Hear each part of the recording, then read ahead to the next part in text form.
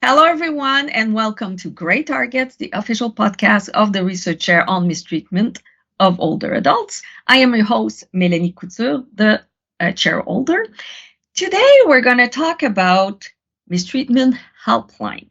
So, this is important throughout the world. In some jurisdictions, they actually decided to put helpline. So, there's a phone number where people can call if they want to talk about mistreatment situation.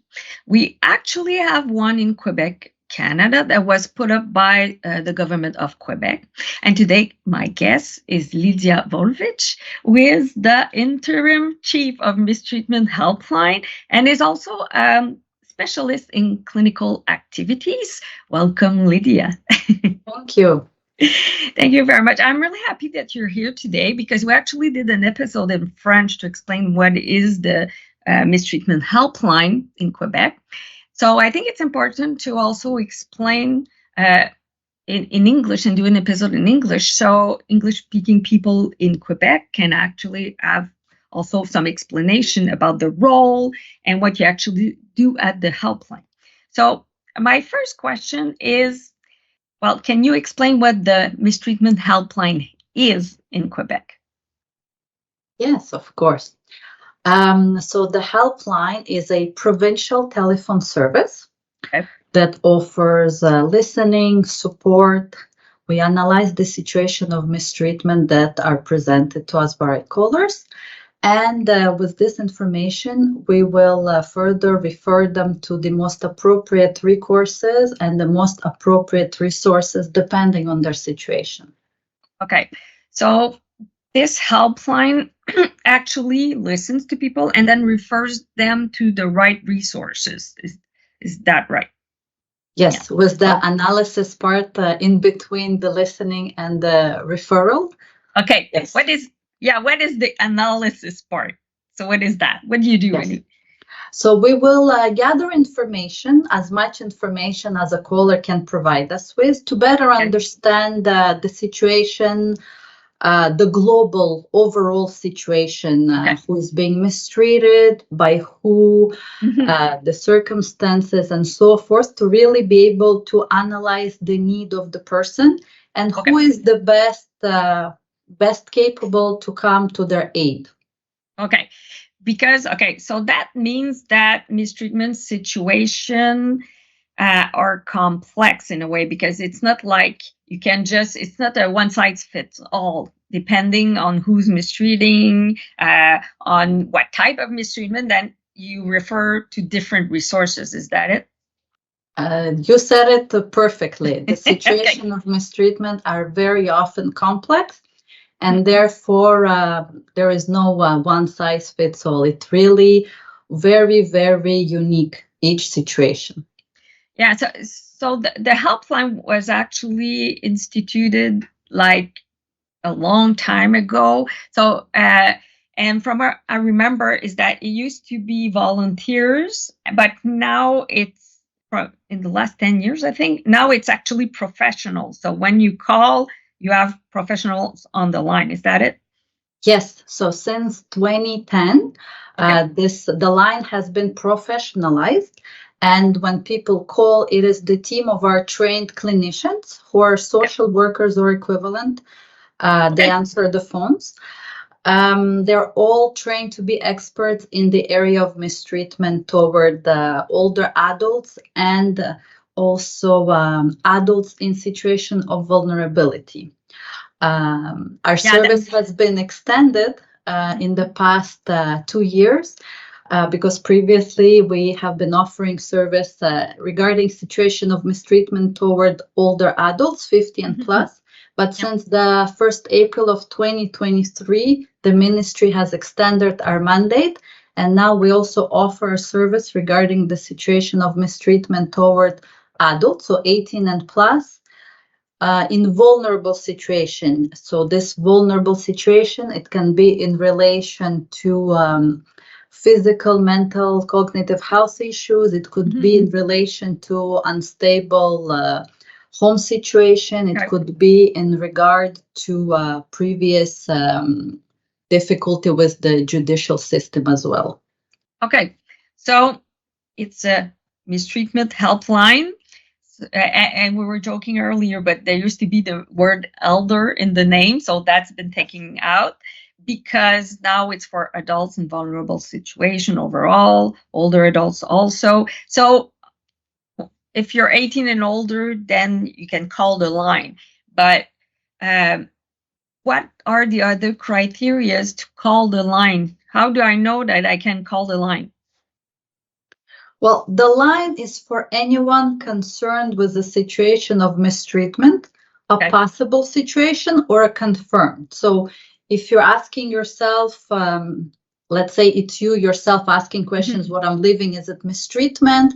You're 18 years old, you're good to call the line. Or if you're a relative or a family member, or a friend, a neighbor of a person possibly living mistreatment, you can also call us. As long as this person is in Quebec and they're over 18 and there is suspicion, even tiny suspicion of mistreatment, anyone can call us regarding this. Yeah, you're right. People sometimes wait until like it's a really big crisis before they actually use services, and you should be calling when you're not feeling good, that somebody's doing something wrong to you, but it's like not clear in your head. So talking to the helpline, a mistreatment helpline, then can help you maybe understand what's going on and pinpoint the is it or not mistreatment, what type, and all these things, and also get referred to different resources. So yes, that's exactly. Sometimes people call us and they're not sure if they're being mistreated. The word is still a strong word that some people resist using. Sometimes they don't want to apply it to their situation. We shouldn't be afraid of the word mistreatment, because all it means is that someone is doing something or not doing something within a relationship of, where there should be trust and trust. Yes, thank you. Trust. And I'm not good with this situation. I don't feel comfortable. It doesn't have to be physical violence, because very often there is this connection made that mistreatment is necessarily physical violence or something very extreme, as you said before. It doesn't have to be. All it takes is that you're just not comfortable. You're not well in a situation. You can't really put your finger on what's going on, but something is going on and you're not happy about it. Yeah, and we always have to specify that in Quebec, actually, we have the neglect part, like you were saying, not doing something and causing you harm or distress, and also the violence part, doing something and causing harm and distress. And also in Quebec, within the definition, we include attitudes, words, and actions, because in the World Health Organization definition, it's only actions. So saying something wrong or that causes distress or harm is considered mistreatment. So it's not just about hitting people, it's about way more than that. And I think the other thing that people have to understand is the intentional versus unintentional. So in Quebec, the definition actually includes unintentional distress or harm to the person. So even if the person didn't want to hurt you, it's still mistreatment if what they're doing is causing harm or distress. So I think that's important. So what would you tell somebody that's afraid to call the mistreatment helpline to help them call? Yes. Well, if someone is afraid to call the line, well, primarily I want to make sure that they can call us from a safe environment. So I wouldn't want to put anybody at risk. So if they're able to safely call us, let's say they live with a person who is mistreating them. So once the person is not there, or maybe if they themselves are able to leave the home and call us from outside of home. If this is impossible, do they have a friend or a professional who can call the line on their behalf and then give them the information? So that would be for someone, who is not in a secure situation. If the person is afraid due to fear of repercussions, let's say for the person mistreating them, because sometimes people are afraid of repercussion for themselves, sometimes it's for the close person who is mistreating them. So I want to remind that the service is confidential. We will never share any information regarding the call without your consent with anyone. Okay. People are also able to call us anonymously. Okay. They don't have to give their name. They don't have to give Okay. any identifying information. We usually ask where they're calling us from so that we can know which resources are available to them in their region. They can give us also a nickname if they don't want to give a real name without necessarily raising any suspicion. So really, with whatever they're comfortable with, I would highly recommend calling the line, because we know that with mistreatment, if there's no action taken, mistreatment doesn't just disappear. It usually goes on, and very often there is an escalation. Yep. So a little action, just calling the line, could be a first step to getting help and putting an end to the situation of mistreatment. Yeah. So anyways, like you were saying earlier, you're all professionals. You're specialized in mistreatment, so you know the risk the person sometimes taking by calling. So you help them to be careful, and like you said, you can give an alias if you want. You don't have to give your real name. The idea is to get information and maybe be able to act upon the mistreatment, since it's like we know from research, it's probably going to get worse.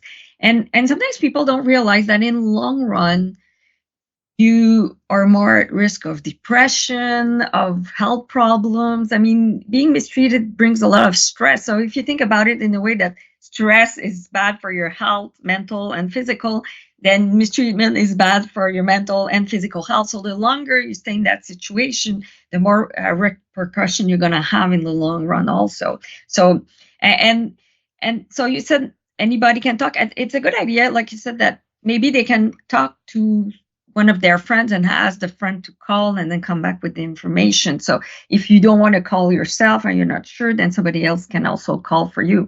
That's really good to know for people who are maybe in a bad situation right now. And sometimes this happens. So people who mistreat also, or think they are mistreating, we see that sometimes in caregiving situation where the caregiver is like, can't take it anymore, and they say, I think I'm starting to mistreat the person I'm taking care of. So people who mistreat can also call the helpline. Absolutely, we do get calls like that. Okay. And earlier you were talking about a definition of mistreatment. Yeah. And you addressed the unintentional mistreatment.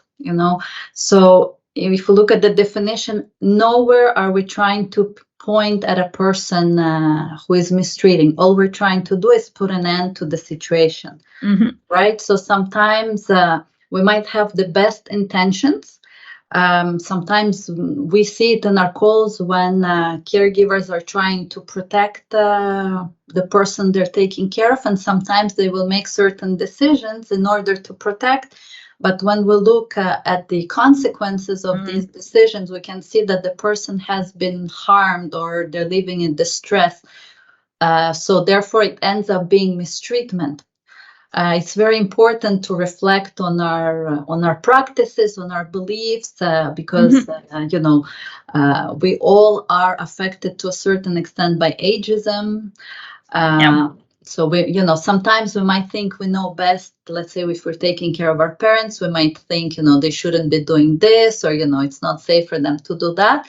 And we might end up mistreating. Or let's say if we're taking care of someone who requires a lot of help for physical needs, and we're not trained professionals, to offer certain supports, we might hurt them without any intention. When they might be falling, we might try to catch them and grab them a certain way that will cause bruising. So we had no intention of mistreatment, but now they end up with this, arm, let's say, that hurts.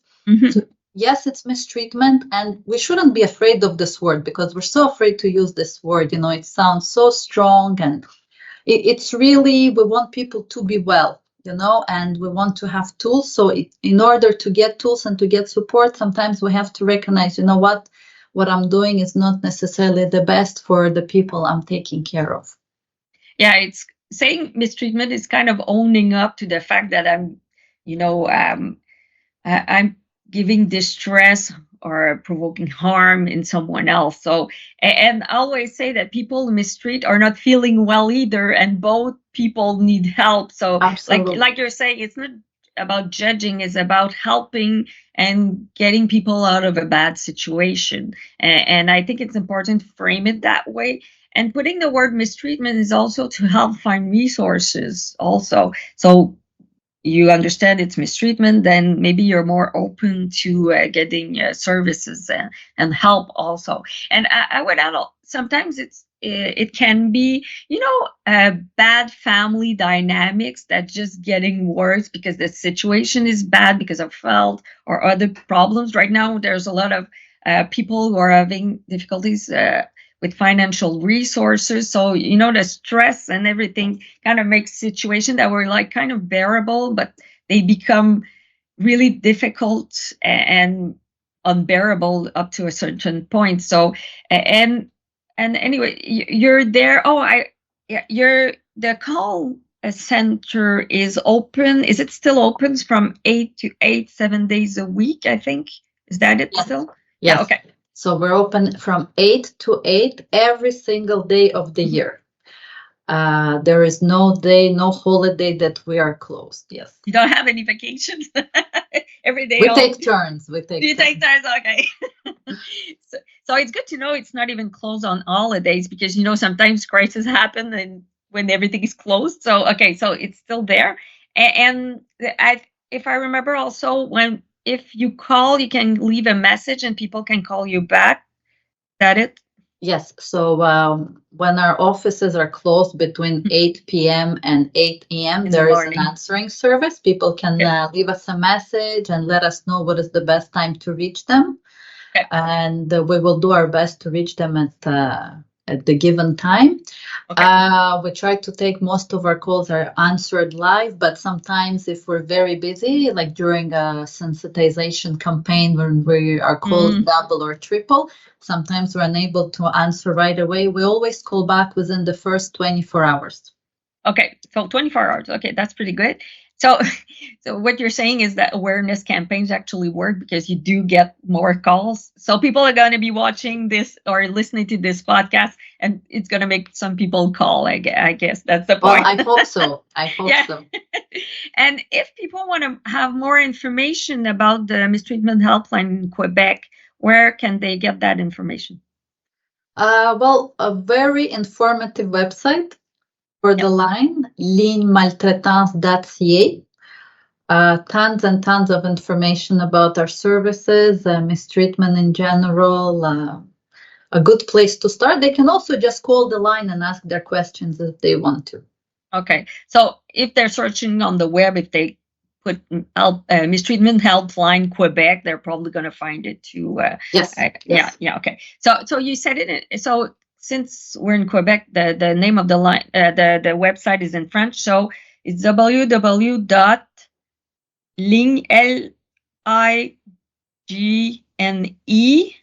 Yes.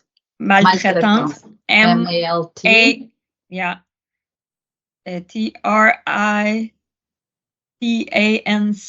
TRITANCE.ca. Okay.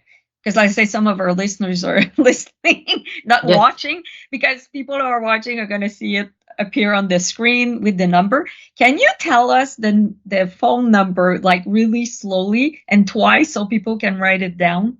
Absolutely. So for people calling within the province of Quebec, we have a toll-free number from anywhere in Quebec. And the number is 1-888-489-2287. I'm going to repeat it again. 1-888-489-2287. If people are contacting us outside of the province or even outside of the country, they can use our region of Montreal number, which is 514-489-2287. 514-489-2287. The toll free, it's only for the residents of the province. Everybody else can reach us with 514 number. Okay, so that's great. So what I know then is that anybody over 18 can call the line if they want to ask questions about mistreatment situation. If you can't call yourself, then you can ask a friend to get the information and tell you afterwards. It's open from 8 to 8 every day, no holidays. And it's actually a professional line, so a social worker or equivalent that is answering your call. And not only will you be able to talk to somebody, they will analyze the situation and refer you to the appropriate resources throughout the province. Did I get it right? Yes, Okay. that's exactly. Do you have anything else to add, Lydia, that you think it's important for people to know or remember from this interview? I'm just gonna add a few things. So I mentioned that our service is confidential. I also wanted to mention that our service is bilingual. Yeah. And we also have access to interpreters. So if we have a person who doesn't speak English or French, they can still benefit of the service. We will find a translator. If nobody from our team speaks the given language, we will find a translator and be able to communicate with them via translator. Also, in case if professionals are listening to this podcast, I wanted to mention that we have a service specific for professionals. So, if in their line of work they come across situations of confirmed or suspected mistreatment, and they need to be supported. Maybe they don't know how to go about it, or they already tried different things and they're looking for more solutions. They can call the line and we will be very happy to offer them a professional consultation. Yeah, as we know in Quebec, with the law, a lot of people have to. They have to actually. There's mandatory reporting. So, for example, there's really a lot of professionals that have that part in their work. So if they think they have to report, then they can actually call you and talk about it, see if it's the right kind of situation and everything. So if they have questions, so that's important too, that professional can actually call, and or they can refer their clientele to the line, so they can also do the same thing. So they should keep the helpline, the mistreatment helpline number close. When they might need it at one point, and they can share it with people who's going to benefit from calling also. So that's nice. And so thank you very much, Lydia, for all this information. So if you like this video or this podcast today and you want to make sure that you don't miss any of the others we have, you can actually subscribe, and you can also like this video and this podcast today. It's going to be nice, and we're going to make more. So I want to thank our guest Lydia for being here today, Lidia Volvich, because we need these type of people to help people go through a mistreatment situation and actually improve their lives. So thank you, Lydia. My pleasure. Before you go, if you are in the province of Quebec, we just want to remind you that if you have concerns about mistreatment, if you believe you are being mistreated, if you witnessed a situation, or if you are a professional facing a complex situation, you can reach the Mistreatment Helpline by calling the 1-888-489-2287. It's a provincial helpline that is fully bilingual and available 7 days a week from 8 a.m. to 8 p.m. So 1-888-489-2287.